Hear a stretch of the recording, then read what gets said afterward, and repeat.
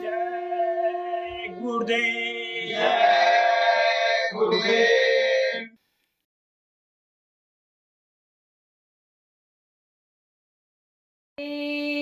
गुरुदेव जय गुरुदेव। निज चरणों का दर्श करा दो गुरु, मुझे प्रेम दीवानी बना दो गुरु। निज चरणों का दर्श करा दो गुरु, मुझे प्रेम दीवानी बना दो गुरु।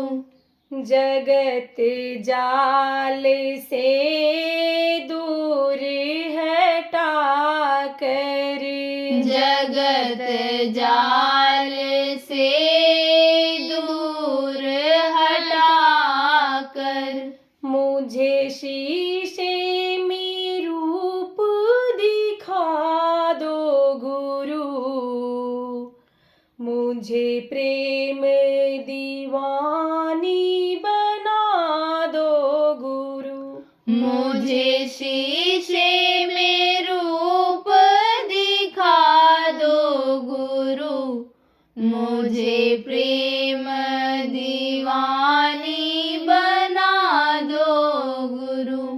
घंटा शंख सुना कर मुझको, घंटा शंख सुना कर मुझको, त्रिकुटी धाम बता दो गुरु, मुझे प्रेम दीवानी बना दो गुरु। त्रिकुटी धाम बता दो गुरु, मुझे प्रेम दीवानी बना दो गुरु। कुल कुटुंब से दूर हटा कर, कुल कुटुंब से दूर हटाकर, मुझे सहस दल कमल दिखा दो गुरु, मुझे प्रेम दीवानी बना दो गुरु।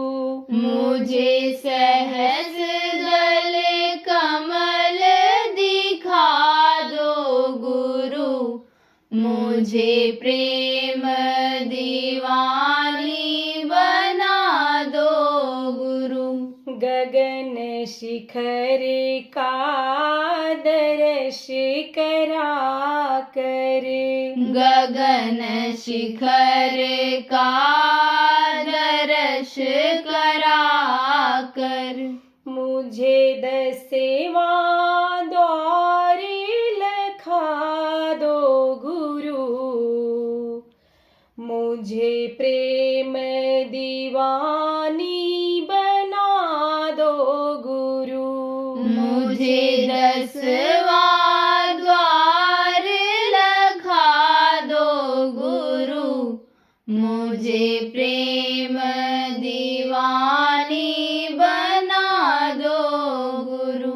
मान सरोवर कर मैं धुला कर, मान सरोवर करम धुला कर, मुझे हंस स्वरूप बना दो गुरु, मुझे प्रेम दीवानी बना दो गुरु।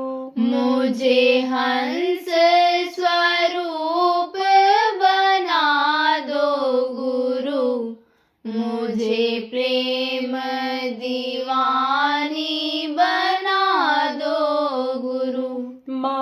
महाशून्य होए भंवर गुफा सुन होए भंवर गुफा पर। मेरे काले के जाल तोड़ा दो गुरु, मुझे प्रेम दीवानी बना दो गुरु। मेरे काले के जाल तोड़ा दो गुरु, मुझे प्रेम दीवानी बना दो गुरु। सतलोक सत रूप दिखा कर, सतलोक सत रूप दिखा कर। मुझे बीने की तान सुना दो गुरु, मुझे प्रेम दीवानी बना दो गुरु। मुझे बीने की तान सुना दो गुरु, मुझे प्रेम दीवानी बना दो गुरु। निज चरणों का दर्श करा दो गुरु, मुझे प्रेम दीवानी बना दो गुरु। निज चरणों का दर्श करा दो गुरु, मुझे प्रेम दीवानी बना दो गुरु। जय गुरुदेव। जय गुरुदेव।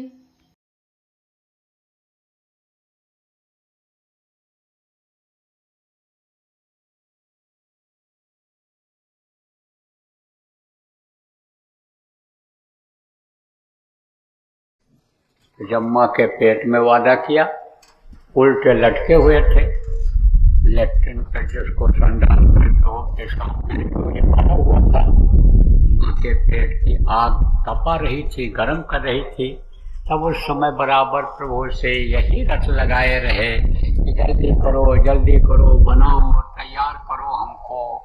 हम बाहर निकल करके समर्थ गुरु को खोजेंगे, जानकार को खोजेंगे, आपसे मिलने का रास्ता, आपको अंतर में देखने का रास्ता, आपकी वाणी को, आवाज को सुनने का रास्ता उनसे लेंगे, इल्म लेंगे और बराबर इस काम में लग जाएंगे। दया करो, कृपा करो। एक बार मौका दे दिया, एक बार मौका दे दिया, अब इसी चीज को आप भूल गए हो। कहा उसने कि जाओ इसको पाक साफ रखना। पाक साफ किसको कहते हैं? गंदी जो चीज नहीं होती है, साफ सुथरा जो होता है उसको पाक साफ कहते हैं। तो कहा कि जाओ इसको पाक साफ रखना। अंतःकरण में कोई यानी गंदगी आपके ना आने पावे ऐसा कोई काम मत करना। अंतःकरण में गंदगी कैसे आती है? यही मांस खाने से, यही मछली खाने से, अंडा खाने से गंदगी आती है। कर्म खराब होते हैं। ये झूठ, बेईमानी, ठगी, चोरी, व्यभिचार, ये सब बुरे कर्मों में आता है, इसी की गंदगी आती है। तो वो आदेश देते हैं कि जाओ एक बार तुमको मौका दे रहा हूँ, लेकिन इसको गंदा मत करना और इसी मनुष्य शरीर से तुम अपना काम बना लेना। अपना काम क्या है, पराया काम क्या है, ये भी आपको बता दें। ये देखो, जो भी धन दौलत आप इकट्ठा करते हो, घर मकान बनाते हो, जो भी चीज़ें दुनिया की इकट्ठा करते हो, ये एक दिन किसी दूसरे की हो जाएंगी।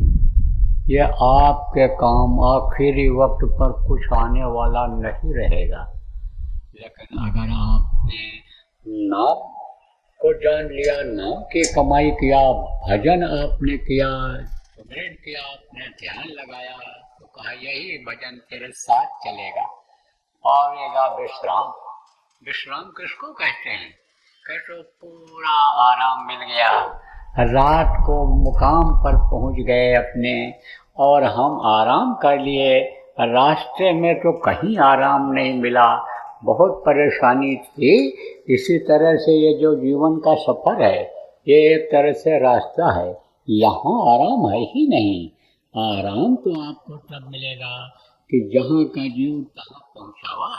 ये जो जीवात्मा है इसको अपने घर, अपने वतन, अपने मालिक के पास जब पहुँचा दोगे तब इसको आराम मिल जाएगा, तब ये पावेगा विश्राम। तो ये मनुष्य शरीर जो आपको मिला प्रेमी, कुछ समय के लिए मिला है, और ये याद रखो कि एक दिन ये छूटेगा। सांस जो गिन करके खर्च करने के लिए मिले हैं और लगातार ये खर्च होते चले जा रहे हैं। 24 घंटे में स्वस्थ आदमी अच्छा काम करे, कमाने खाने का करे तो, बाल बच्चों की सेवा करने का करे तो 21,600 श्वास खर्च होते हैं।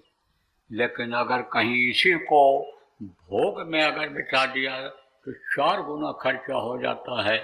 सोने में खर्च करता है ज़्यादा होता है, चलने में ज़्यादा होता है, बैठने में कम होता है। इसका यह सब माप तोल है। और श्वास खत्म होगा ही, तो श्वास जब खत्म होगा तब मौत आएगी। मौत रही को बोल रहे हो, और उसको बोल रहे हो जिससे वादा किया, जिसने ये आपके ऊपर रहम किया, दया किया, जो आपको 84 लाख योनियों में भटकने के बाद एक मौका दिया, उसको बोल रहे हो, उस प्रभु को बोल रहे हो, तो उसको याद करो। इस शरीर के रहते रहते, शरीर के पालन पोषण के लिए, कि शरीर ये भूख से अनि न दुबला पतला हो जाए, ये भूख से यह शरीर न छूट जाए, ये ठंडी गर्मी से न छूट जाए, उसके लिए कपड़े का इंतजाम कर लो, खाने का इंतजाम कर लो, घर मकान बना लो। जो बाल बच्चे हैं उन बाल बच्चों की देख रेख कर लो, औरत है उसका देख रेख कर लो, पति हैं बच्चियों तो पति की सेवा कर लो, सास ससुर की सेवा कर लो, नहीं है तो माता पिता की देख रेख कर लो, सेवा कर लो। लेकिन 24 घंटा इसी में मत लगे रहो। कर्म सब करो, जो भी खेती करते हो करो, दुकान का काम करते हो, कल कारखाना लगाए हो, बिजनेस व्यापार करते हो करो, नौकरी करते हो करो, मजदूरी करते हो करो, लेकिन 24 घंटा इसी में मत लगे रहो। कुछ समय आप अपने आत्मा के कल्याण के लिए भी निकालो, कि जिससे जन्मने और मरने का ये जो संकट है, तकलीफ है, ये ख़त्म हो जाए। क्योंकि देखो जन्मते वक्त भी तकलीफ होती है, बच्चा रोता हुआ पैदा होता है, और मरते समय भी बड़ा खिंचाव होता है, बड़ा दर्द होता है। जब ये जीवात्मा जो यहाँ बैठी है, इसका प्रकाश यहाँ नीचे तक जाता है, इसकी जो जाती है ताकत अंगूठे तक, जब आखिरी वक्त आता है, श्वास जब यानी नहीं रह जाते हैं, सिमटाव का समय जब आता है, तो यानी ये ताकत नीचे से जब ऊपर की तरफ बढ़ती है, तो पहले ये घुटने तक आती है, तो ये घुटना शून्य हो जाता है, जाम हो जाता है, फिर इधर कोई जान नहीं रह जाती है, हिलना डुलना बंद हो जाता है, फिर इधर आपके यहाँ कमर तक आता है, यहाँ जिधर से संडास निकलता है वहाँ गुदा चक्र है, उसका सिमटाव होता है। यही चक्र जो कमल खिले हुए हैं, इनका ऐसे नीचे की तरफ पंखुड़ियाँ हो जाती हैं, कोई जान फिर नहीं रह जाती है नीचे, और फिर यहाँ पर आता है नाभि में, वो शक्ति नाभि में ये खींचती है, तो जब यहाँ पहुँचती है तो ये भी कमल ऐसे सिमट जाते हैं, ऐसे नीचे की तरफ जो अभी खिले हुए हैं, ये नीचे की तरफ ऐसे ही मुरझा जाते हैं, तब इधर कोई जान नहीं रह जाती है। फिर उसके बाद यहाँ पर एक कमल है जो शरीर को चलाता है हृदय में, ये चक्र जिसको कहते हैं, ये भी इसी तरह से ऐसे नीचे हो जाते हैं, सिमटते हैं, और फिर यहाँ कंठ का चक्र, ये सब चक्र रुक जाते हैं, ये कमल सब रुक जाते हैं। अब यहाँ तक पहुँचने में ही बहुत तकलीफ हो जाती है, हड्डी हड्डी चटकने लगती है, उस समय भयंकर पीड़ा दर्द में पैदा हो जाता है, और उसी पीड़ा में दर्द में आँख की रोशनी खत्म हो जाती है, कान से सुनाई नहीं पड़ता है, जबान भी जब ऊपर खिंचाव होता है तो तुतली हो जाती है, और फिर जब ऊपर यानी जीवात्मा जहाँ बैठी है, ये छठा यानी चक्र जिसको कहा गया, तीसरा तिल कहा गया, पिंडी दसवां द्वार कहा गया, जहाँ जीवात्मा बैठी है, ये जब ऊपर आगे बढ़ती है, अपनी जगह जब छोड़ती है, तब ये मुंह से आवाज़ भी निकलना बंद, कान तो बहरा हो ही जाता है, मुंह से आवाज़ भी बंद हो जाती है। फिर अंदर कुछ भी डालो, अंदर जाता ही नहीं है, खाने पीने का पानी तक मुंह से बाहर आ जाता है। उसके बाद जब धीरे से ये उधर और आगे की तरफ बढ़ती है, तो ये जो आँख के ढेला हैं, आँख की ये जो गोलाई है, ये ऊपर की तरफ ऐसे खिंच जाती है, और खिंच करके फिर ऐसे नीचे आ जाती है। फिर ये जीवात्मा अपनी जगह छोड़ देती है, और प्राण के भंडार में चले जाते हैं। आप ये समझो, ये 5 तत्व जो हैं, ये तत्व सब खत्म हो जाते हैं, अपने अपने चिदाकाश में ये चले जाते हैं, और फिर इसमें सड़न गलन बदबू शरीर में शुरू हो जाती है। तो मृत्यु के समय बड़ी तकलीफ होती है, बड़ा खिंचाव होता है।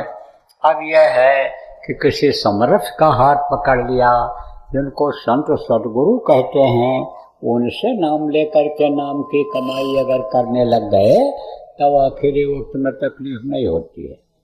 याद अगर उनको करते हैं, हमेशा अगर याद करते रहते हैं, जो भी नाम वो बता देते हैं, नाम को अगर याद करते हैं, तो गुरु आकर के खड़े हो जाते हैं और जीवात्मा को आराम से निकाल करके ले जाते हैं, उसको तकलीफ नहीं होती है।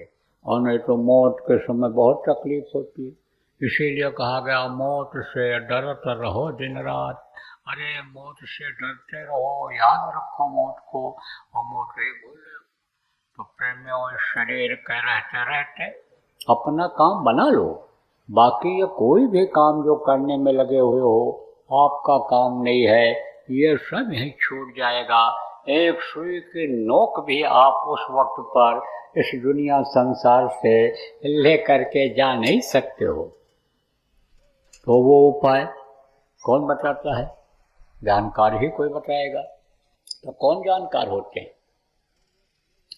इनको गुरु कहा गया। अब आप समझो कि कोई लकड़ी का काम जानता है, बेड बनाना, कुर्सी बनाना, टेबल बनाना जानता है, और कोई खाली उसका प्रयोग करना जानता है, उस पर बैठना जानता है, कुर्सी पर टेबल पर कोई चीज़ रख कर खाना जानता है। अब उससे अगर कहो बैठने वाले से कि हमको कुर्सी बनाना, मेज बनाना, टेबल बनाना सिखा दो, क्या सिखा पाए? वो तो वो सिखाएगा जो उसको बना लेता है। ऐसे लोहा का काम है, लकड़ी का काम है, ऐसे सोना चांदी का जेवर गहना बनाने का काम है। आप समझो प्रेमियों कि ये जो गाड़ी घोड़ा बनाते हैं, तो जो कोई भी किसी को कोई काम सिखाता है, बताता है, वही उसका गुरु होता है। कहते हैं ये हमारे गुरु हैं। जो पढ़ाता है, चाहे मराठी पढ़ावे, चाहे हिंदी पढ़ावे, चाहे अंग्रेजी पढ़ावे, चाहे आप संस्कृत पढ़ावे, उर्दू, फारसी, कोई भी विद्या पढ़ाता है, उसको लोग कहते हैं कि ये मास्टर हैं हमारे, या अध्यापक है। कोई गुरु जी कहता, कोई टीचर कहता, कोई सर कहता है, कोई यानी समझो कि यानी मास्टर साहब कहता है। तो जो पढ़ाते हैं आप समझो वही गुरु कहलाते हैं। अब ये समझो कि गुरु जो होते हैं, ये गुरु जो होते हैं, ये दुनिया की चीज़ों के बारे में जानकारी रखते हैं, पढ़ करके पढ़ा करके पढ़ाते हैं। ये जो पढ़ाएंगे उससे खाने का इंतजाम कर सकते हो आप, पहनने का इंतजाम कर सकते हो, रहने का इंतजाम कर सकते हो। उससे आप दान पुण्य या किसी को खिलाने पिलाने का काम कर सकते हो। लेकिन उससे, इस विद्या से यानी समझो कि आप चाहो कि जहाँ का जीव तहाँ पहुँचावा नहीं पहुँचा सकते हो। जीवात्मा वहाँ नहीं पहुँच सकती है। उसके लिए अलग गुरु होते हैं जो आध्यात्मिक गुरु कहलाते हैं। कहा गया ना, गुरु कई तरह के होते हैं। माता भी गुरु का ही काम करती है। बच्चा जब पैदा होता है कुछ नहीं जानता है, दूध पीना तक नहीं जानता है, तो जो पैदा होने के पहले माँ के स्तन में दूध भर देता है, परवरिश वो करता है। तो परवरिश का इंतजाम जिसने पहले ही कर दिया, उस दूध भरे स्तन को माँ बच्चे के मुंह में डालती है, लेकिन वो पी नहीं पाता है। क्या करता है, जीभ से उसको बाहर निकालता है। पूरा स्तन में दूध भरा रहता है, तो उसमें से निकलता है दूध दबने पर, तब पीता है, तब उसको अच्छा लगता है। कभी कभी पीते पीते पानी छूट जाता है, जब अलग मुंह हो जाता है, तब वो माँ फिर उसके मुंह में डालती है, तब पीता है। देखो, संडास करना, पेशाब करना, उठना बैठना, ये कौन सिखाता है? माँ सिखाती है। बहुत कुछ पिता सिखाते हैं। परिवार में इसीलिए कहा गया दोनों का रहना जरूरी होता है। उन बच्चों का जिनका पिता का साथ छूट जाता है, पिता की छाया हट जाती है, जिसकी माँ खत्म हो जाती हैं, वो उनका जीवन एकांगी हो जाता है। बहुत कुछ वो नहीं सीख पाते हैं।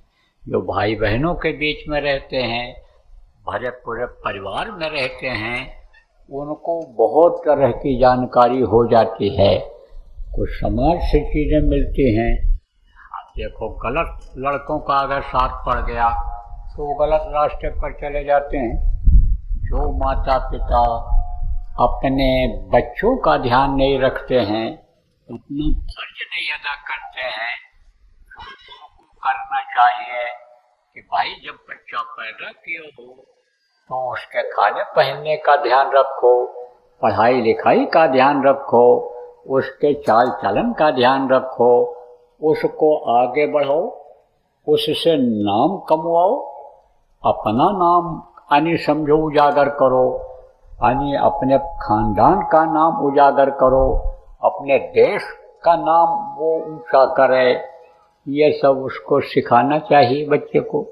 तो ये गृहस्थ धर्म का पालन है। तो गृहस्थ धर्म का जो पालन नहीं कर पाते हैं, बच्चा कहाँ गया, बच्ची कहाँ गई घर से निकलने के बाद, स्कूल गया कि गलत बच्चों के साथ पड़ गया, वही बच्चे बिगड़ जाते हैं। और जब बिगड़ जाते हैं तो सुधारने में बहुत दिक्कत होती है। कि जैसे कोई पौधा जमता है और अगर वो टेढ़ा हो गया, और टेढ़ाईपन को अगर आपने शुरू में ही यानी सीधा कर दिया, कोई लकड़ी गाड़ करके, बांस नीचे गाड़ करके और उसमें सीधा करके उसको बांध दिया, तो फिर सीधा हो जाता है। लेकिन अगर टेढ़ा हो गया, बाद में आपने उसको सीधा करने की कोशिश किया पेड़ को, तो नहीं कर सकते हो। तो आप ये समझो, साथ का असर पड़ जाता है।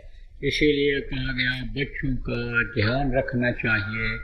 बच्चों का ध्यान रखना, बच्चों को आगे बढ़ाना, ये गृहस्थ धर्म का पालन होता है। तो गृहस्थ धर्म के पालन में बच्चे अच्छे भी निकल जाते हैं।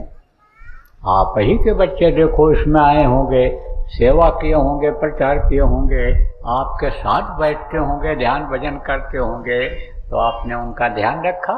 ऐसे ही बच्चों का ध्यान रखना चाहिए। तो प्रेमियों, आप ये समझो कि यानी ये जो विद्या है, ये जो सिखाई जाती है, ये समझो कि ये भौतिक विद्या है और आध्यात्मिक विद्या अलग है।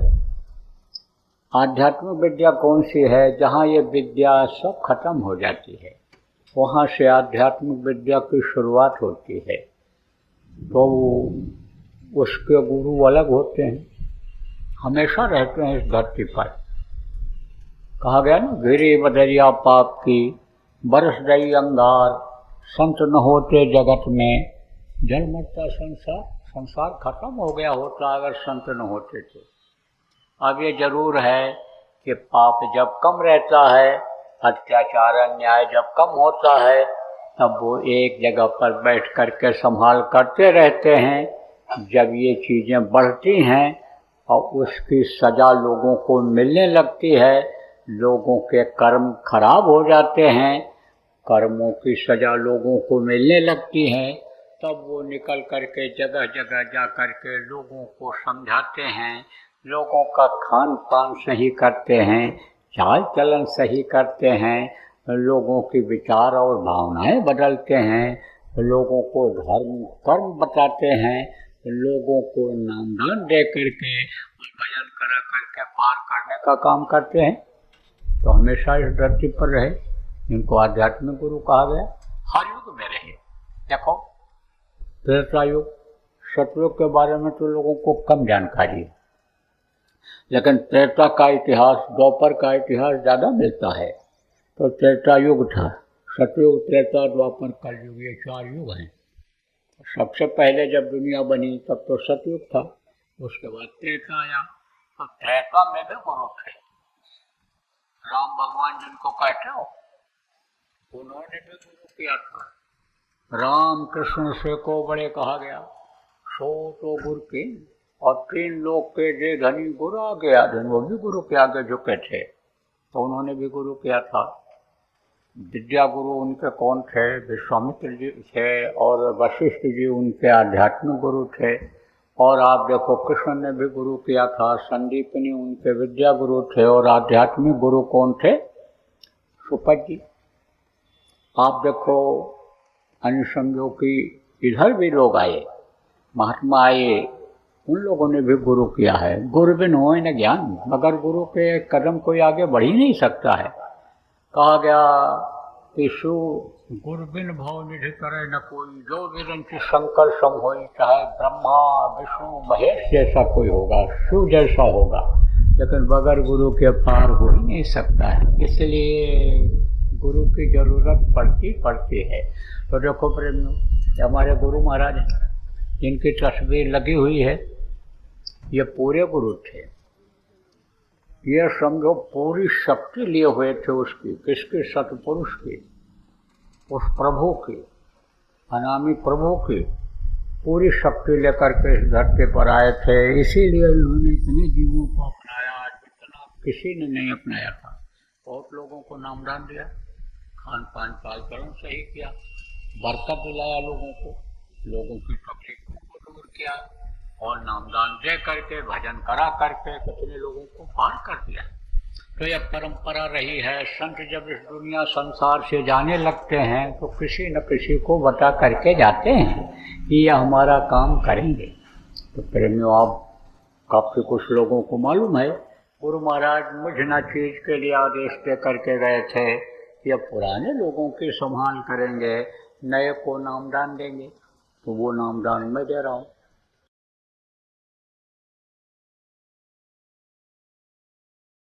देखो प्रेमियों, कोई कितना भी प्रयास करे भारतीय संस्कृति को ख़त्म करने की, कर नहीं सकता है। कम और ज़्यादा तो होता रहेगा, लेकिन एक समय ऐसा आएगा कि भारतीय संस्कृति अपनाने से ही लोगों को शांति मिलेगी। भारत के ही लोगों को नहीं, पूरे विश्व के लोगों को। जब वो शांति की तलाश में भगेंगे, जैसे अब हरे रामा हरे कृष्णा गलियों में घूमते हैं, आते हैं, ऐसे ही शांति तो मिलेगी। भारत देश से शांति मिलेगी, यानी भारतीय संस्कृति से। जय गुरुदेव। सरकारी व गैर सरकारी अनुदान के लिए बिना सत्संगियों के सहयोग द्वारा जनहित के कार्यों में लगी हुई बाबा जय गुरुदेव धर्म विकास संस्था का मुख्यालय पिंगलेश्वर रेलवे स्टेशन के सामने मक्सी रोड, उज्जैन, मध्य प्रदेश में है। यहाँ पर सत्संग व नामदान का कार्यक्रम होता रहता है। अतः आप श्रोताओं से अनुरोध है कि बाबा उमाकांत जी महाराज के आश्रम उज्जैन एक बार परिवार सहित जरूर पधारिएगा। जय गुरुदेव। आपके सुझाव के लिए व्हाट्सएप नंबर 9575600700 जय गुरुदेव, जय गुरुदेव।